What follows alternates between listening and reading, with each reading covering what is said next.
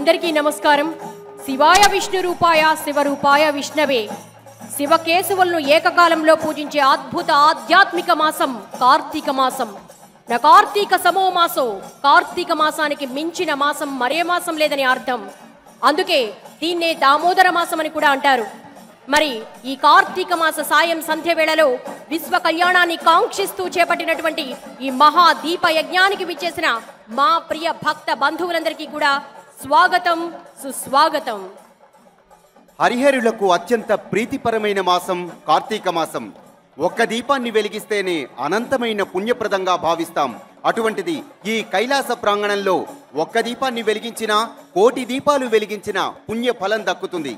ఇంతటి అపూర్వ వేడుకల్లో ఈనాటి కార్యక్రమంలో భాగంగా భక్తులను అనుగ్రహించేందుకు మరి కాసేపట్లో విచ్చేస్తున్నారు ఆధ్యాత్మిక పునర్జాగృతితో వైష్ణవ ధర్మ పరిరక్షణకు నడుం కట్టిన పరమహంస పరివ్రాజకులు శ్రీ త్రిదండి శ్రీమన్నారాయణ చిన్నజీయర్ స్వామివారు.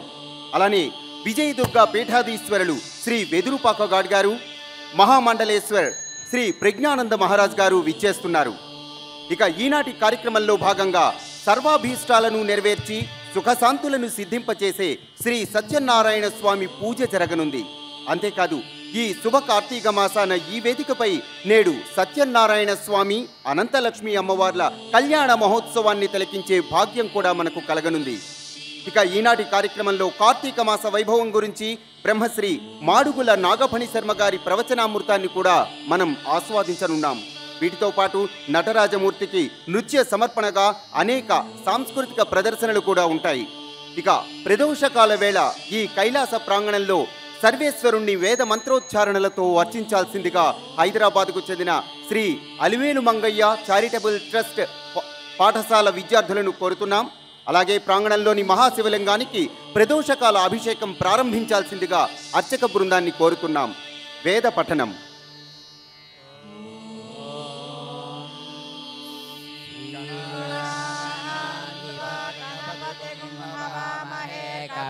कवीनामुपमश्रवस्तमम् ज्येष्ठराजं ब्रह्मणां ब्रह्मणस्पदान शृण्वन्नोतिभिस्सेदसादनम् श्रीमहागणाधिपतये नमः.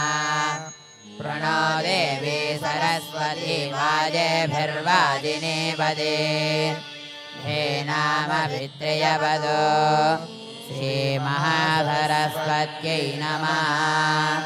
गुरुर्ब्रह्मा गुरुर्विष्णुर्गुरुर्देवो महेश्वरः. गुरुः साक्षात् परं ब्रह्म तस्मै श्रीगुरवे नमः. अस्मत् श्रीगुरुचरणारविन्दाभ्यां नमो नमः. श्रीगुरुभ्यो नमः. हरिः ओम्.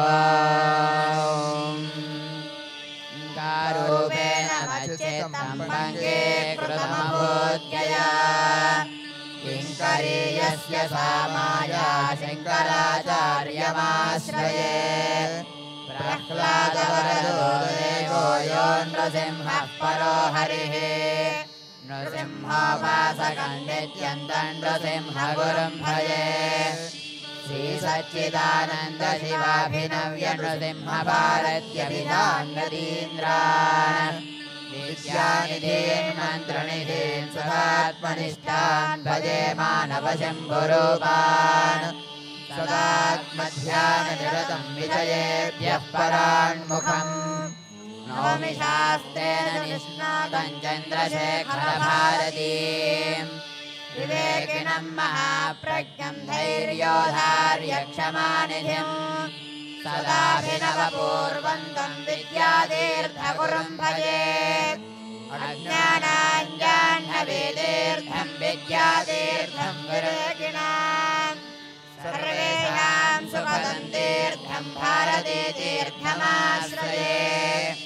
भारती करुणापात्रं भारती पदभूषणम् भारती पदमारूढं भारती तीर्थमाश्रये.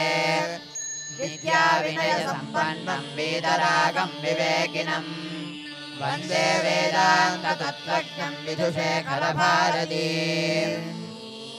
श्रीगुरुचरणारविन्दाभ्यां नमो नमः.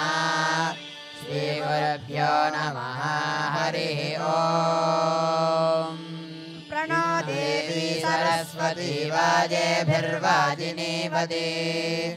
धीनामभित्रियवतु इयमददात्र भसमृणच्युतं दिवो दासंवध्र्यश्वाय दाशुषे याशश्वन्तमाचखादा भसंपनिन्दादे दात्राणि दभिषा सरस्वती इयं सुष्मे बिर्भिसखायि वारुजत्सानुगिरीणान्तभिषेभिरोर्मिभिः पारावदघ्नीमवसे सुवृत्तिभिः सरस्वती मा विवासे मधीतिभिः सरस्वती देवनितो निबर्हय प्रजां विश्वस्य वृथा यस्य मायिनः उदक्षितिभ्यो वनीरविन्दो विषमेभ्यो अस्रवो वाजिनीवती प्रणो देवी सरस्वती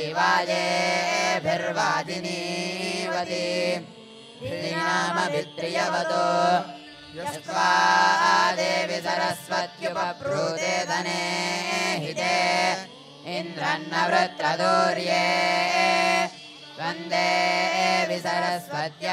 सरस्वत्यवावायेषु वाजिनी रदा पूषे वनस्सनिम् उदस्या नः सरस्वती घोरा हिरण्यवर्तनिः रुद्रग्निवष्ट्युदुष्टिरम् यस्यानन्दो हरुतस्वेषश्च विष्णुर्नवः अमश्चरतिरोरुवदो सा नो विश्वा अदिद्विषस्वसूरण्या अदावरी अतन्नहे वसूर्यः उत नः प्रिया प्रियासु सप्तस्वसासु जुष्टा सरस्वती स्तोम्या भूत् अपवृषी पार्थिवान्निररजो अन्तरिक्षम् सरस्वती निदस्पामा त्रिशधस्ता सप्तधातुः पञ्चजाता वर्धयन्ति वाजे वाजे हव्या भूत् प्रजामहिम्ना महिना